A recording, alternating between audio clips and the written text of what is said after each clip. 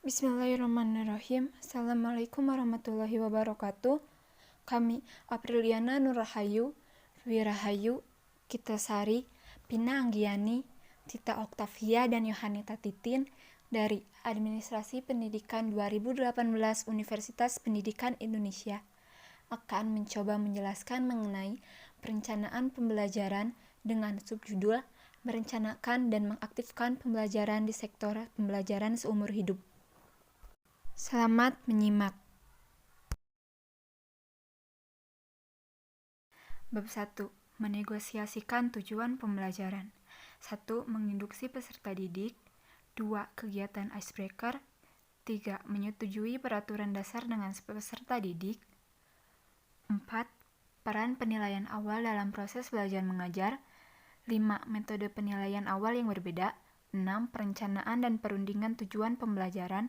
6. Perekaman tujuan pembelajaran. Menginduksi peserta didik. Menginduksi peserta didik adalah proses ketika seorang guru menghabiskan banyak waktu di awal pertemuan untuk memperkenalkan peserta didik terhadap program yang telah dimiliki. Induksi bertujuan untuk mengembangkan kebiasaan belajar mandiri, memberikan pengetahuan dan penunjuk arah menuju dukungan dan bimbingan relevan. Guru perlu mengetahui apa saja yang diharapkan dan tersedia untuk mendukung pelajar. Seluruh proses terkait harus mencerminkan kebutuhan peserta didik. Proses induksi mencakup berbagai informasi, nasihat, bimbingan, dan penilaian awal bagi siswa. Saat merencanakan program induksi, penting untuk mengetahui bahwa literasi, bahasa, numerasi, dan teknologi informasi penting untuk pencapaian kualifikasi. Oleh karena itu, seorang guru perlu memastikan keterampilannya di bidang terkait. Tahap dari proses induksi terdiri dalam dua bidang utama. Yang pertama ada program, selanjutnya ada tata geraha dan prosedur terkait. Yang pertama, program.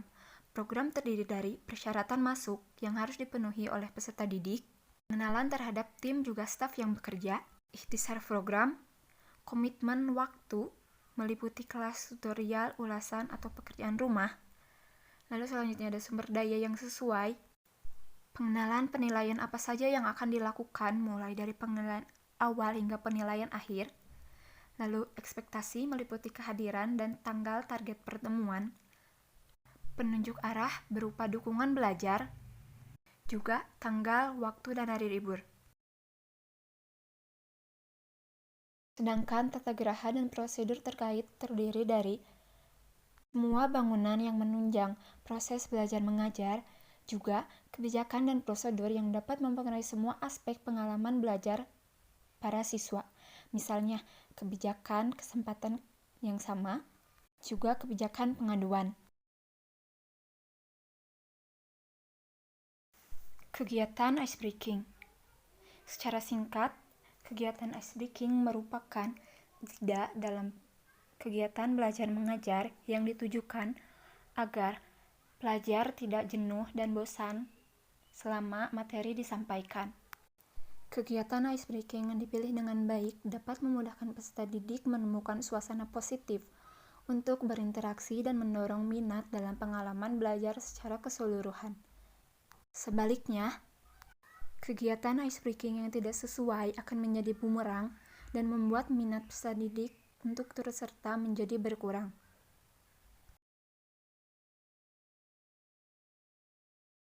Ada beberapa hal yang perlu dipertimbangkan saat memilih aktivitas icebreaking.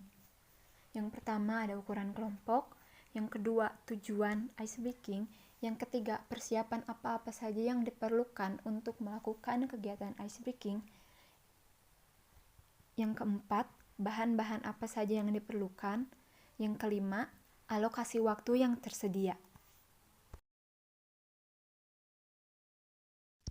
Selanjutnya, saya akan menjelaskan poin yang ketiga, yaitu menyepakati aturan dasar dengan pelajar. Di bawah standar profesional baru untuk guru, tutor, dan pelatih di sektor pembelajaran seumur hidup. Tujuannya adalah untuk menciptakan lingkungan belajar yang aman, yang mempromosikan toleransi, rasa hormat, dan kerjasama di antara pelajar. Salah satu cara terbaik untuk mencapai ini adalah dengan mengembangkan kesepakatan dengan pelajar tentang aturan dasar.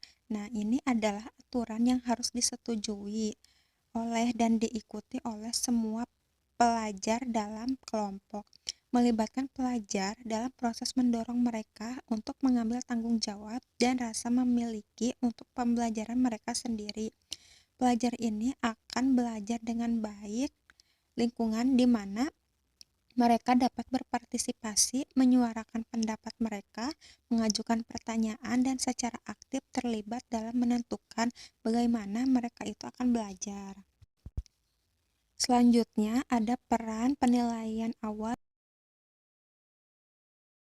Selanjutnya, ada peran penilaian awal dalam proses belajar mengajar.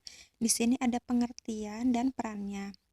Pengertiannya yaitu penilaian awal mungkin menjadi awal dari hubungan Anda dengan peserta didik, dan Anda akan mulai mengetahui apa yang memotivasi mereka itu untuk belajar. Penilaian merupakan bagian integral dari proses pembelajaran. Penilaian awal dilakukan pada awal perjalanan pelajar Anda akan efektif tetapi efektif hanya jika dilihat sebagai bagian dari proses yang lebih luas dan berkelanjutan. Selanjutnya, peran penilaian awal adalah untuk mengidentifikasi berbagai jenis informasi dari pelajar Anda ketika mereka memulai tata bahasa dengan Anda. Nah, informasi ini akan yang pertama menentukan titik awal pelajar Anda. Misalnya itu setiap keterampilan dan pengetahuan yang sudah dimiliki pelajar atau ini itu harus terkait dengan mata pelajaran yang diambil dan juga keterampilan literasi, bahasa, berhitung, dan TIK yang mungkin berlaku. Kemudian yang kedua, mengidentifikasi apakah informasi yang dikumpulkan perlu dibagikan dengan rekan kerja. Misalnya, pelajar mungkin mengungkapkan disabilitas dan membutuhkan dukungan tambahan, mengamankan kecocokan terbaik antara pelajar Anda dan proses belajar mereka, misalnya itu level yang tepat. Kemudian yang ketiga, beberapa pelajar mungkin datang dengan ekspektasi yang tidak masuk akal tentang program dan level mana yang sesuai untuk mereka. Nah, Anda harus menjelaskan tentang persyaratan masuk untuk program mereka secara eksplisit. Kemudian yang keempat, mengidentifikasi target dan merencanakan rute untuk mencapainya. Misalnya itu, tentukan aspirasi kualifikasi peserta didik Anda dan gali bagaimana hal ini dapat dicapai. Yang terakhir, memungkinkan Anda untuk mengajar mata pelajaran Anda dengan cara yang memenuhi gaya belajar yang berbeda. Kemudian poin yang kelima yaitu metode penilaian awal yang berbeda. Penilaian awal atas keterampilan, pengetahuan, dan gaya belajar yang disukai pelajar Anda harus dilakukan sebelum Anda mulai mengajarkan konten program. Ini bisa termasuk penggunaan berbagai tes, kuesioner, dan teknik wawancara. Poin yang keenam ada merencanakan dan menegosiasikan tujuan pembelajaran. Sasaran belajar adalah apa yang ingin dicapai oleh pelajar. Dengan menghadiri program pembelajaran yang relevan dengan Anda, program ini akan ditentukan oleh konten kualifikasi yang diterbitkan dengan badan pemberian atau pemeriksa. Anda perlu tahu apa yang akan Anda ajarkan dan pelajar Anda perlu tahu juga apa yang mereka pelajari. Ini harus dinegosiasikan dan disetujui secara formal. Kemudian poin yang ketujuh, perekaman tujuan pembelajaran. Tujuan pembelajaran dapat dikategorikan sebagai berikut. Yang pertama, tujuan keseluruhan. Tujuan keseluruhan adalah tujuan jangka panjang yang mencakup keseluruhan program, Maksud dan tujuan atau hasil biasanya itu ditetapkan baik oleh organisasi atau badan pemberian atau penguji yang mengakreditasi program. Yang kedua, tujuan khusus. Tujuan khusus adalah tujuan jangka pendek yang menentukan perubahan dalam keterampilan, pengetahuan, pemahaman, dan sikap pelajar. Proses pembelajaran menjadi efektif bila tujuan ini jelas dan sesuai dengan kebutuhan pelajar. Yang ketiga, tujuan langsung memecah tujuan spesifik menjadi tugas-tugas yang dapat dikelola agar dapat dicapai. Selanjutnya ada bab 2 yaitu perencanaan pembelajaran inklusif. Dalam bab 2 ini dibagi menjadi 5 pembahasan. Yang pertama, ada pembelajaran inklusif. Yang kedua, perencanaan dan perancangan pembelajaran. Yang ketiga, merancang skema kerja.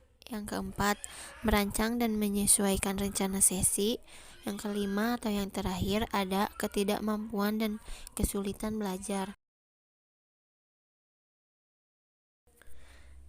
Pembahasan pertama ada pembelajaran inklusif. Pembelajaran inklusif adalah mengenali tentang setiap pelajar berbeda dari pelajar lain dalam banyak hal dan tidak boleh dikecualikan dari aktivitas apapun. Anda hendaknya merencanakan sesi pengajaran dan pembelajaran untuk memungkinkan semua pelajar Anda mengambil bagian dan di akhir program mencapai tujuan pembelajaran. Pembelajaran inklusif harus memastikan kesesuaian antara kebutuhan individu pelajar dan ketentuan yang dibuat untuk mereka. Tujuannya bukan agar siswa hanya mengambil bagian dalam pendidikan lebih lanjut, tetapi untuk secara aktif dilibatkan dan terlibat penuh dalam pembelajaran. Bahasan kedua ada merencanakan dan merancang pembelajaran. Ketika Anda merencanakan dan merancang pembelajaran, ada 5 tahapan siklus pelatihan yang harus diikuti agar pengajaran dan pelatihan menjadi efektif. Yang pertama ada merancang, yang kedua memfasilitasi, yang ketiga siklus pelatihan, yang keempat mengakses, yang kelima evaluasi. Selain itu juga, dalam merencanakan dan merancang pembelajaran, Anda haruslah menemukan siklus pelatihan sebagai bagian dari program persiapan mengajar di sektor belajar seumur hidup atau PTLLS. Pembahasan yang ketiga ada merancang skema kerja. Setelah mengidentifikasi kebutuhan organisasi dan pelajar, Anda akan membuat rencana proses belajar mengajar dengan menghasilkan skema kerja dengan menunjang rencana sesi. Titik awal untuk merancang konten ini akan datang dari pemberian atau memeriksa buku pegangan, silabus, spesifikasi unit, atau daftar hasil, tujuan pembelajaran, atau kompetensi. Kemudian akan menggunakan ini untuk menghasilkan skema kerja yang logis urutan apa yang akan dibahas selama setiap sesi pengajaran. Skema kerja Anda termasuk informasi program seperti durasi, tanggal, waktu, detail tubuh, pemberian atau pemeriksa, durasi, sesi, tempat, maksud dan tujuan atau hasil belajar, atau kompetensi dipecah menjadi manusia, sesi usia lanjut, kegiatan dan sumber daya, peluang penilaian dan evaluasi. Sebuah alasan akan membantu Anda saat merancang skema kerja menggunakan 5W1H. Siapa, apa, kapan, di mana, mengapa, dan bagaimana. Dalam skema kerja Anda, bagian rasional mana yang didefinisikan sebagai program maksud dan tujuan? Maksud adalah pernyataan yang jelas dan ringkas untuk menggambarkan apa yang akan ingin dicapai. Anda harus memutuskan tujuan program secara keseluruhan dan juga sasaran untuk setiap sesi berdasarkan persyaratan kualifikasi. Bagaimanapun juga bahwa Anda akan memutuskan tujuan Anda sendiri dalam negosiasi dengan pelajar Anda. Jika memang demikian, merancang silabus Anda sendiri untuk program tanpa kualifikasi terakreditasi. Ketika Anda merancang skema kerja, pikirkan tentang prinsip-prinsip utama pembelajaran orang dewasa berdasarkan karya tulis Amerika Malcolm Knowles pada tahun 1913 sampai 1997.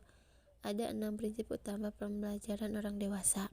Yang pertama, prinsip-prinsip pembelajaran orang dewasa.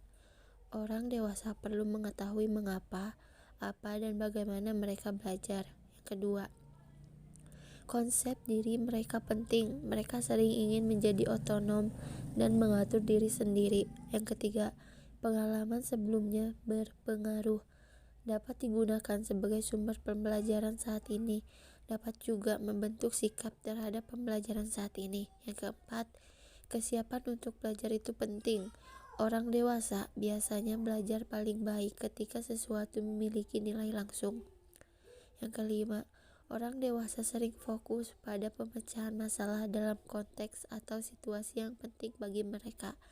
Yang keenam, motivasi belajar cenderung didasarkan pada nilai intrinsik pembelajaran dan hasil pribadi. Orang dewasa telah membangun beragam pengalaman dan pengetahuan kehidupan yang mungkin mencakup kegiatan terkait pekerjaan, tanggung jawab keluarga, dan pendidikan sebelumnya. Mereka perlu menghubungkan pembelajaran mereka dengan pengetahuan atau pengalaman. Saat merancang skema kerja, Anda diberi waktu untuk memasukkan pengalaman dan pengetahuan peserta didik yang relevan dengan topik awal dalam program. Menghubungkan teori dan konsep kepada peserta didik dan mengakui nilai pengalaman sepanjang pembelajaran ini akan memberi peserta didik Anda rasa pencapaian dan keinginan untuk belajar lebih banyak.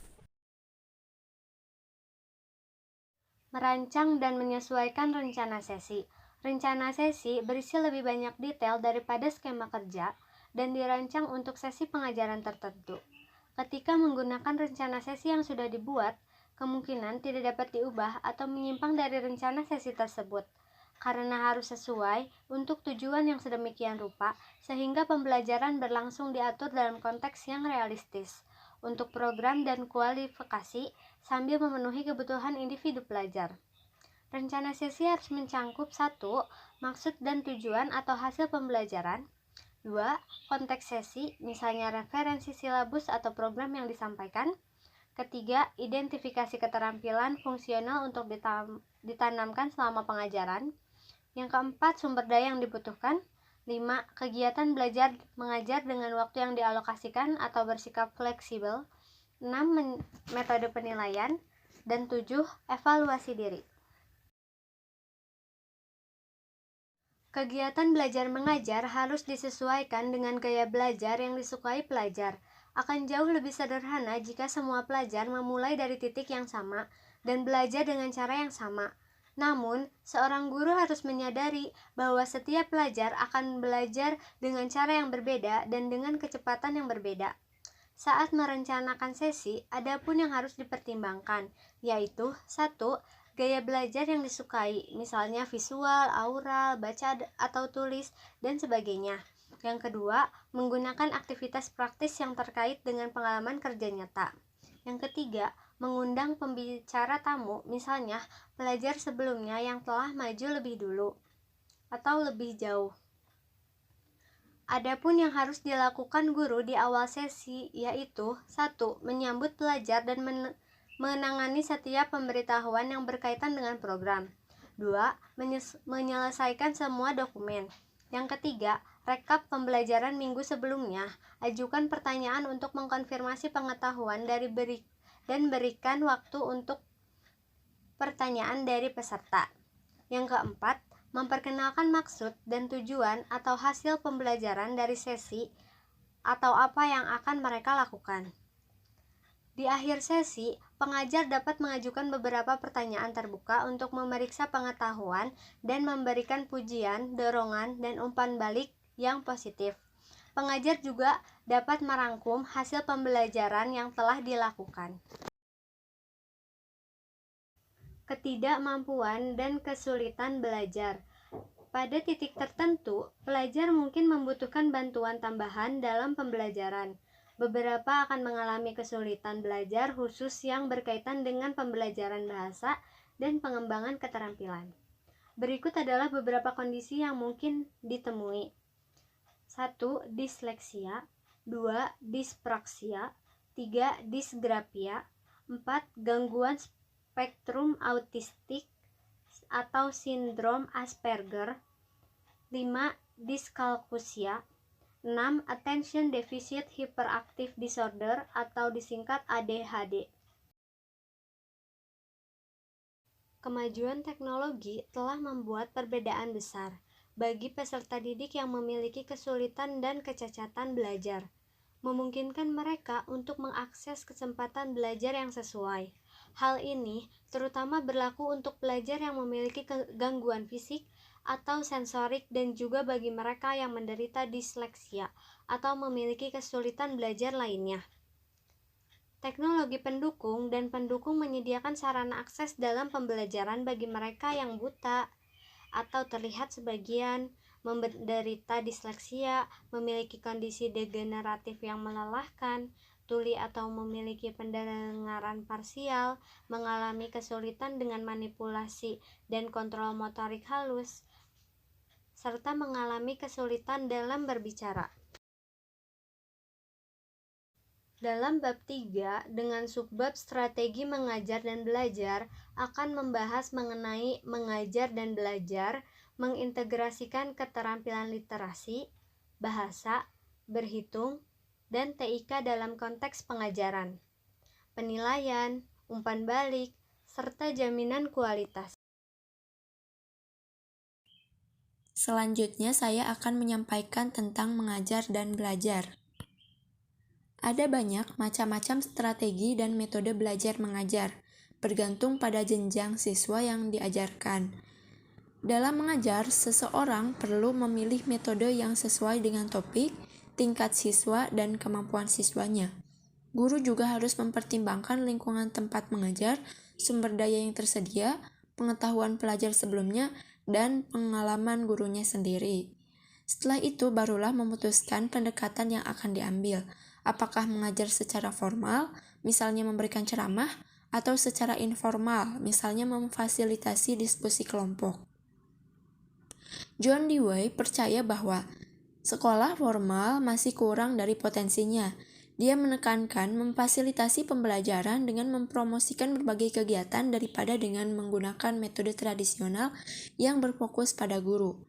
Dia percaya bahwa anak-anak belajar lebih banyak dari pengalaman terbimbing daripada instruksi otoriter. Dia menganut filosofi yang berfokus pada pelajar atau yang sering kita ketahui sebagai student center, dan berpendapat bahwa belajar adalah hidup, bukan hanya persiapan untuk hidup. Ini juga berlaku untuk pelajar dewasa. Menggunakan metode pelajaran yang berbeda dikombinasikan dengan kegiatan pelajar akan membantu mencapai gaya belajar yang berbeda dari siswanya. Fleming mengkategorikan gaya belajar sebagai visual atau melihat, aural atau mendengar, dan kinestetik atau melakukan. Light juga mengemukakan bahwa pembelajaran terjadi ketika indera penglihatan, pendengaran, sentuhan, penciuman, dan rasa dirangsang. Ini mudah jika mengajar praktek, tidak mudah jika mengajar mata pelajaran teoretis. Namun, jika ingin mencoba sesuatu yang berbeda, guru dapat membuat pembelajaran menarik dan berkesan. Nah, pengajaran formal dikenal sebagai pedagogi, di mana guru mengarahkan semua pembelajaran. Metode ini tidak mengizinkan gaya belajar individu untuk diperhitungkan, atau student center. Nah, metode pengajaran diskusi yang berfokus pada peserta didik disebut dengan andragogi. Nah, Malcolm Knowles awalnya mendefinisikan andragogi sebagai seni dan ilmu membantu orang dewasa belajar. Tetapi pendekatan andragogi ini menempatkan lebih banyak penekanan pada apa yang sedang dilakukan atau dilakukan pelajar atau student center. Nah, perencanaan dan persiapan yang cermat akan menuntun pada pembelajaran yang disampaikan secara efektif. Dengan semua pelajar telah mempelajari apa yang guru inginkan agar mereka pelajari terlebih dahulu. lalu bereksperimen dengan metode dan aktivitas pengajaran yang baru atau berbeda akan membantu pembelajaran menarik dan dapat menjangkau semua gaya belajar. Tetap fokus pada topik dan pengaturan waktu. Jika aktivitas tertentu berjalan dengan baik, guru dapat membiarkannya berjalan seiring waktu dan mengurangi waktu untuk aktivitas lain.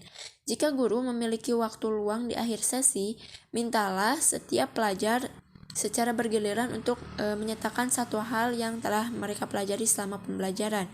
Selain itu, guru perlu memastikan bahwa kegiatan pembelajaran tersebut inklusif dan memperhatikan kebutuhan belajar individu.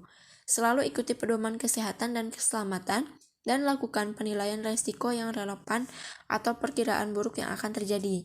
Pastikan peserta didik menyadari mengapa mereka melakukan aktivitas itu dan tidak membuat pembelajaran menjadi rumit. Selanjutnya, ada banyak sekali metode belajar dan mengajar yang dapat dijadikan rujukan oleh guru. Di sini ada aktivitas, tugas, pembelajaran campuran, bus group, studi kasus, sampai dengan brainstorming. Nah, saya akan menyampaikan salah satunya ya. Nah, untuk pembelajaran campuran misalnya, deskripsinya menggunakan lebih dari satu metode pengajaran, biasanya termasuk teknologi. Misalnya, sesi pengajaran dapat didukung dengan materi dan sumber belajar yang tersedia melalui situs organisasi, dengan didukung elektronik atau penilaian dari iklan guru diperlukan.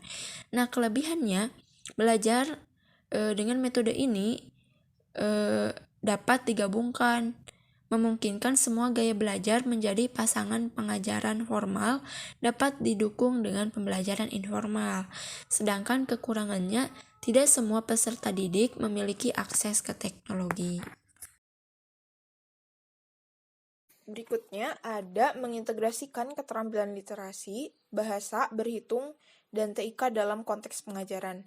Meningkatkan keterampilan kita dalam bidang-bidang ini akan memungkinkan kita untuk mempertimbangkan cara mana yang terbaik untuk mengajarkan mata pelajaran kepada peserta didik dengan cara yang mendukung pengembangan keterampilan pada peserta didik. Mengintegrasikan literasi, bahasa, berhitung, dan TIK di dalam pembelajaran adalah bagian dari peran kita sebagai peran profesional kita sebagai seorang guru. Jika kita sendiri tidak kompeten dalam keterampilan ini, mungkin kita dapat membuat kesalahan dan kita tidak menyadarinya.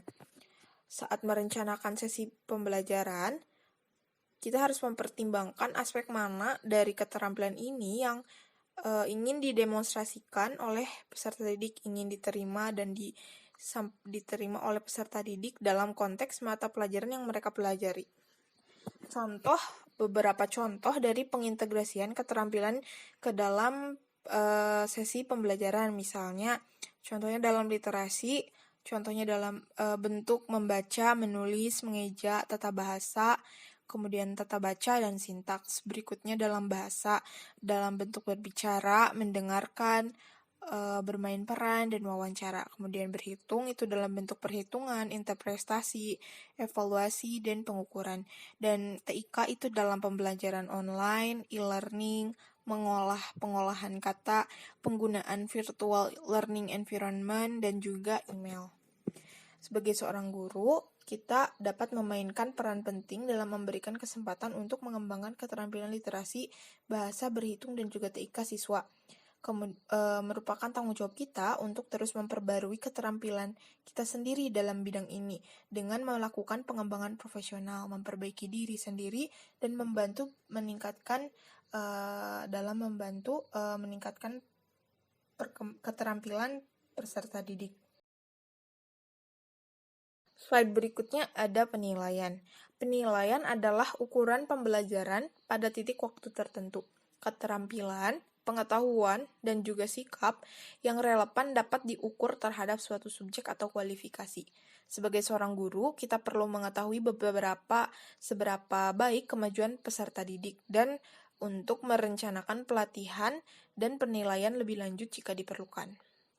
Beberapa metode penilaian antara lain yang formal, misalnya observasi, tes, dan juga ujian. Dan informal misalnya tanya jawab, lisan, dan juga kuis. Kemudian perencanaan penilaian itu harus memenuhi spesifik, terukur, dapat dicapai, dan realistis, dan juga terikat waktu. Spesifik maksudnya aktivitas itu hanya berkaitan dengan standar atau hasil pembelajaran yang dinilai dan dinyatakan dengan jelas.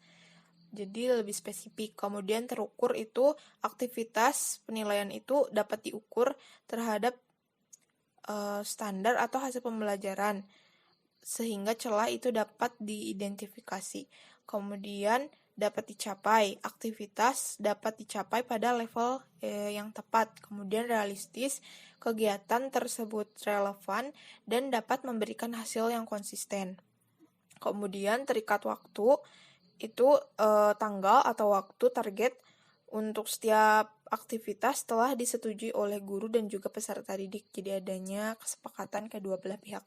Kemudian semua pekerjaan yang dinilai atau hasil yang dinilai oleh guru itu harus valid, otentik, terkini, dan memadai, dan juga dapat diandalkan. Valid ini maksudnya pekerjaan tersebut atau hasil kerjaan siswa tersebut relevan dengan standar kriteria yang sedang dinilai. Kemudian otentik itu karya tersebut diproduksi hanya oleh pelajar. Kemudian terkini itu pekerjaan itu masih relevan pada saat penilaian. Kemudian memadai itu pekerjaan tersebut mencakup semua standar atau kriteria dan dapat diandalkan pekerjaan itu konsisten di semua pelajar dari waktu ke waktu dan pada tingkat yang diperlukan.